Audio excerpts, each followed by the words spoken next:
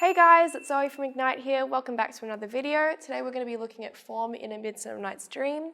So before we begin, make sure to go to our website at ignitehsc.com.au for more resources and information. And if you like this video, give it a thumbs up and subscribe to our channel. Let's get into the video.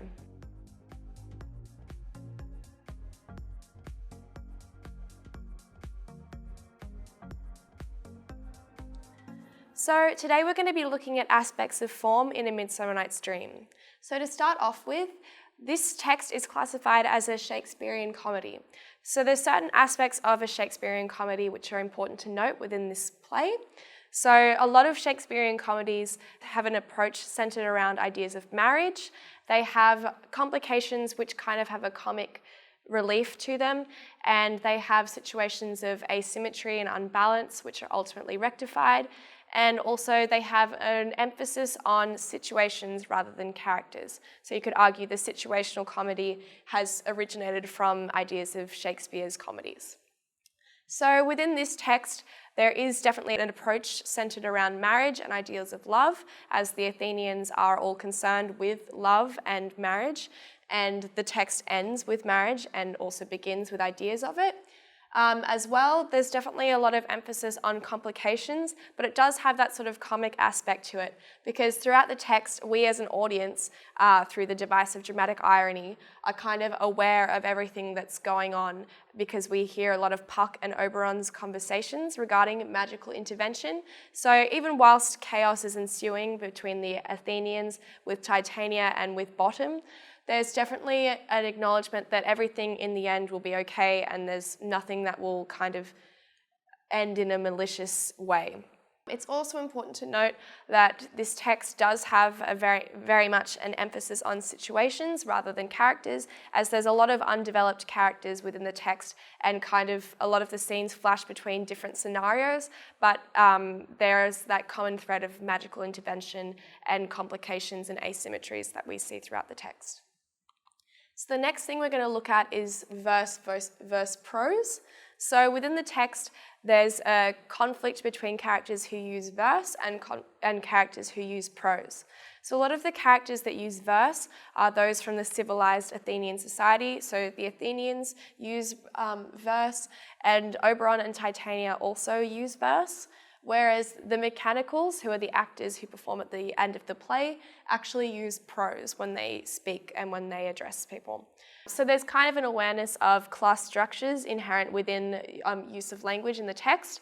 So obviously the Athenians and Oberon and Titania are from a higher class, so they can use a more sophisticated range of language, whereas the mechanicals are kind of the everyday people and can't express themselves as well as perhaps other characters can. This actually becomes quite a comic aspect, as in Act 5, Scene 1, the mechanicals use verse in their performance of Pyramus and Thisbe, and their dismal use of this sort of language shows that language is an art, and it has to be used by the appropriate person, and I guess it is a device of communication which should be treasured and not undervalued. So the next thing we're going to be talking about is metatheatre. So metatheatre is practically any sort of acknowledgement within the text of the play's theatrical nature. So it's kind of known within this context as breaking the fourth wall.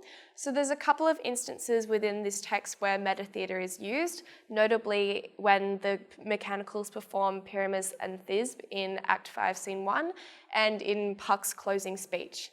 So ideas of metatheatre come back to Shakespeare's fascination with theatre and his use of this play as an opportunity to demonstrate the art of theatre as kind of bridging the gap between the imagination and reality.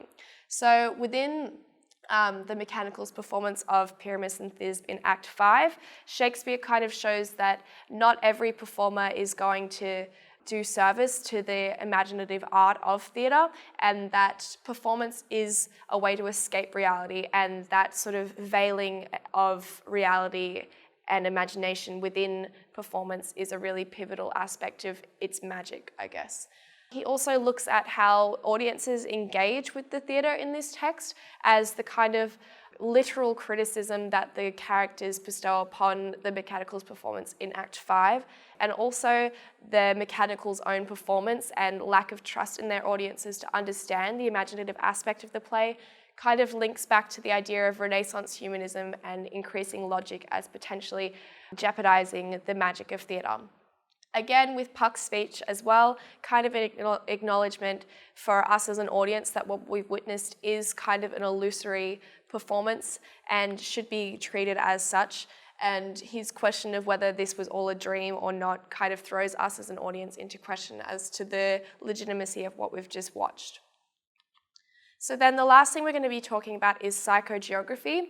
So psychogeography was actually theorized by Guy Debord, and it kind of looks at the idea that different geographies and locations impact on our behaviors and how we engage with space.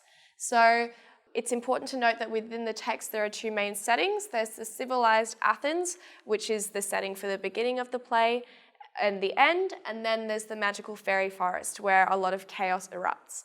So this plays into the idea of chaos and order and Shakespeare questioning that duality, and his actual investigation of different themes and how they engage with the space shows how he really views them. So for example, a lot of the complications with love happen in the fairy forest and they're influenced by magic and supernatural forces. So it kind of links back to Shakespeare's acknowledgement of love as kind of possessing an illusory quality. And so this play kind of shows him grappling with how love has that magical quality and that the appearance versus reality aspect of love is really important to observe in all relationships. So that's it for form in A Midsummer Night's Dream.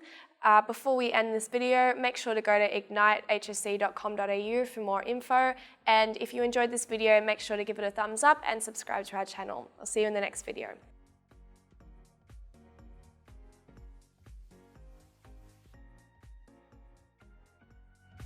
Hey guys, thank you so much for watching. If you do like the content, subscribe to our channel and we'll have more videos coming your way.